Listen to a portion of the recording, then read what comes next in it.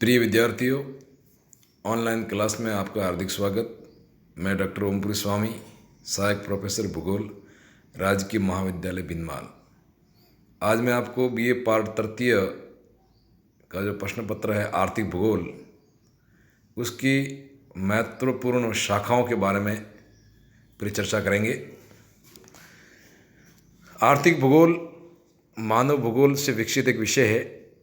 जैसे जैसे इसका विकास होता गया, मानव की क्रियाकलापों में वृद्धि होती गई, वैसे वैसे इस आर्थिक भूगोल की अनेक शाखाएं भी विकसित हुई। तो वर्तमान में देखें तो आर्थिक भूगोल की कई मुख्य शाखाएं हैं, जिनमें पहली शाखा है कृषि भूगोल। आर्थिक भूगोल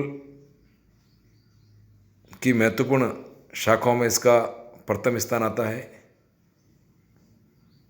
इस शाखा के अंतर्गत कृषि की भौगोलिक दशाओं, कृषि प्रदेशों, कृषि उत्पादन एवं वितरण प्रतिरूप इत्यादि का अध्ययन किया जाता है। कृषि भूगोल में उन सभी क्षेत्रीय विशेषताओं पर अध्ययन किया जाता है जो ग्राम्य भूदृश्यों को जन्म देती हैं। इस प्रकार आर्थिक भूगोल की ये महत्वपूर्ण प्रथम शाखा है। आर्थिक भूगोल की दूसरी शाखा है औद्योगिक भूगोल। औद्योगिक भूगोल में औद्योगिक कच्चे माल की प्राप्ति के स्रोत, उत्पादन,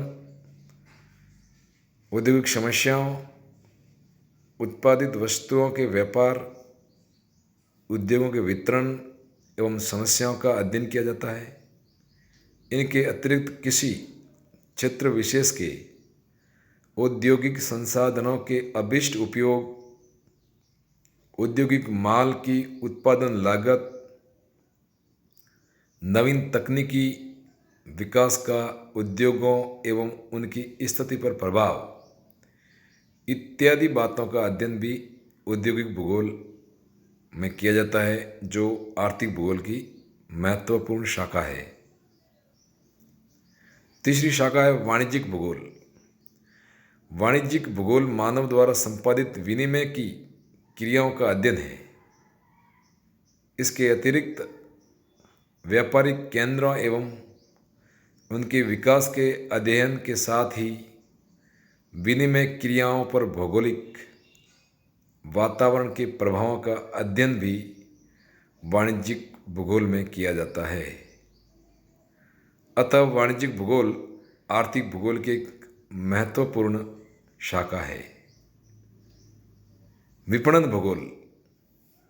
संपादित विनिमय की इस शाखा का संबंध बाजार से है। इस शाखा में क्रेताओं एवं विक्रेताओं के क्षेत्र का अध्ययन किया जाता है। बिक्री संसाधनों की स्थिति, उनकी बिक्री सुविधाओं, बाजार क्षेत्र इत्यादि भी इसके विपणन क्षेत्र में सम्मिलित हैं। विपणन भूगोल अभी अपने विकास की प्रारंभिक अवस्था से गुजर रहा है, जो आर्थिक भूगोल का एक महत्वपूर्ण ब्रांच है। संसाधन भूगोल। संसाधनों के निर्माण एवं उपयोग ने संसाधन भूगोल को जन्म दिया है। इसमें विभिन्न प्रकार के प्राकृतिक एवं जैविक संसाधनों की उपलब्धि एवं वितरण, उपयोग एवं संसाधनों को प्रभावित करने वाले दशाओं का विश्लेषण किया जाता है।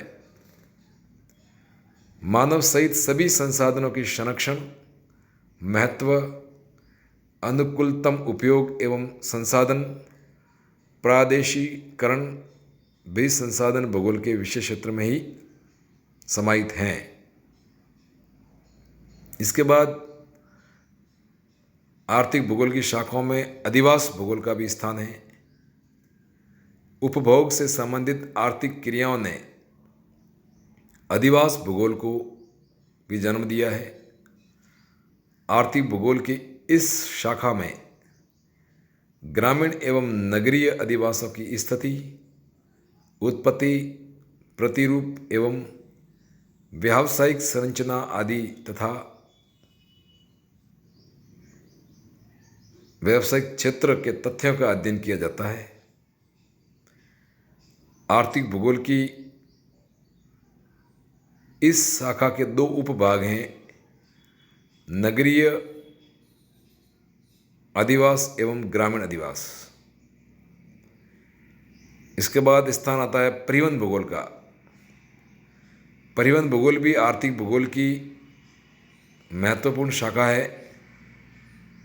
परिवहन भूगोल में परिवहन मार्गों, उनके विकास, उपयोग, यातायात तकनीकी के विकास से यातायात मार्गों पर प्रभाव, परिवहन लागत, परिवहन साधनों एवं परिवहन विकास पर पड़ने वाले भौगोलिक दशाओं के प्रभावों का अध्ययन किया जाता है। इसके अलावा बंदरगाह व उनके पृष्ठ प्रदेश परिवहन समस्याओं का अध्ययन भी परिवहन भूगोल में किया जाता है, जो आर्थिक भूगोल की महत्वपूर्ण शाखाओं में से एक है। अन्य शाखाएं। आर्थिक भूगोल की इन महत्वपूर्ण शाखाओं के बाद कुछ अन्य शाखाएं भी इसमें सम्मिलित की जाती हैं, जिसमें पर्यटन भूगोल, मनोरंजन भूगोल, आय भूगोल, उपभोग भूगोल आदि भी आर्थिक भूगोल की शाखाओं में सम्मिलित किया जाता है। इस प्रकार आर्थिक भूगोल की महत्वपूर्ण शाखा हैं, जो आर्थिक भूगोल को व्यापक रूप प्रदान करती है। धन्यवाद।